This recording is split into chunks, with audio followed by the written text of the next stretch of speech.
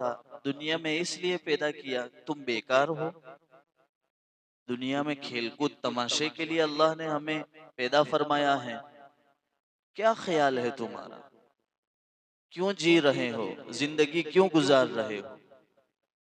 اور آگے اللہ نے کہا وَأَنَّكُمْ إِلَيْنَا لَا تُرْجَعُونَ، کہ اللہ ہی کی طرف تو لوٹنا ہے۔ تو اللہ نے ایک مقصد بتایا کہ زندگی ہماری بیکار نہیں، با مقصد ہے۔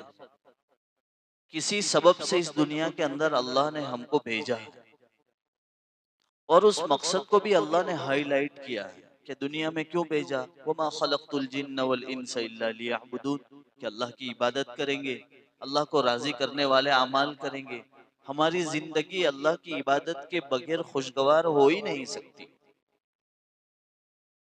اور زندگی میں اگر دین نہیں ہے تو بے دینی یہ ہماری زندگی کی موت ہے، یہ پکی بات ہے۔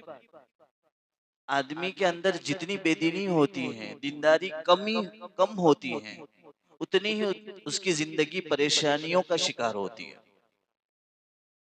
کیونکہ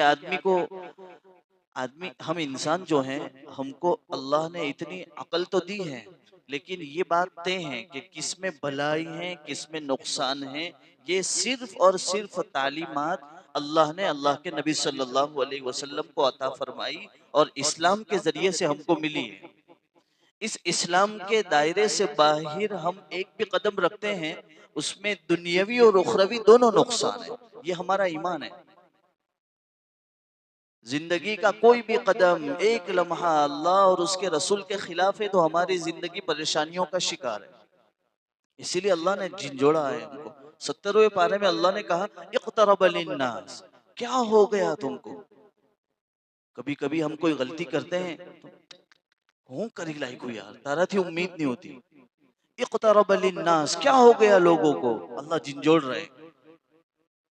حسابهم وهم فی غفلت معرضون، گاڑی چلا رہے ہو نا، تو ہم بچپن کے زمانے میں جب پیاگو میں بیٹھ کر جاتے تھے، چھگڑے میں بیٹھ کر، تو بہت سارے ٹول ناکے پر چیکنگ ہوتی تھی، تو ایک پیاگو والا دوسرے کو یوں اشارہ ہی کر ابریلا، یعنی چیکنگ ہوگی، حساب کتاب ہوگا۔ اللہ کہہ رہے کیا ہو گیا، ایسے زندگی گزار رہے ہیں، ایسے کھیل کود اور تماشا میں لگے ہوئے، اندازہ ہی نہیں۔ وَهُمْ فِي غَفْلَةٍ مُعْرِضُونَ، ایسے منہ پھیر کر چل رہے ہیں جیسے لگ رہا ہے کہ حساب کتاب دینا ہی نہیں ہے۔ اللہ سامنے ہے، حساب کتاب ہے۔